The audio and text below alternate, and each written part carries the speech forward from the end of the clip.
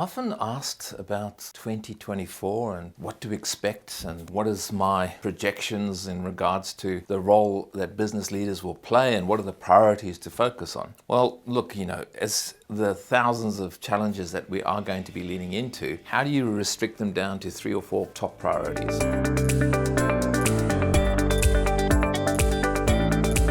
Well, let me give it a go. Number 1, investment in technology. AI is going to be ubiquitous. It's going to be a significant player in how we evolve and grow, not only as a society, not only in the way that we work, live, and play, but of course how businesses operate. And so understanding how to invest smartly, partnering intelligently, and developing the right strategies is going to be critical. So we start there with that technology investment. The second is to take a look at how we're going to work in a hybridized way, given the impacts of COVID, and understanding and appreciating that people now are much more in control of how they want to work versus where they work. In the old days, we went to work. I'm going to work now, we would say, and we'd leave our houses and go to a building. We'd go to a place. Now, of course, when you say you're going to work, you might be walking 10 steps and you will be working as you sit there in your workspace at home. How do we now find the ways to best blend this hybridized environment to ensure that we can develop people, share and collaborate, operate effectively? This is difficult work. There's no neat, easy, clean, clear solutions because we are making this up in real time. We're building the road as we walk on it. But unless we start to make sure that is a priority at the leadership table, this will be devolved down to the organization and it could become fragmented and create delays or in fact retard the cultural potential of your organization. It needs to be a top table conversation. So you've got your technology investment and you've got to think about how we work and how we incorporate this hybridized arrangement. The third one is obvious. How do we ensure that we have the capacity to flex and adjust to a rapidly changing world, particularly economically? We don't know what's going to be happening.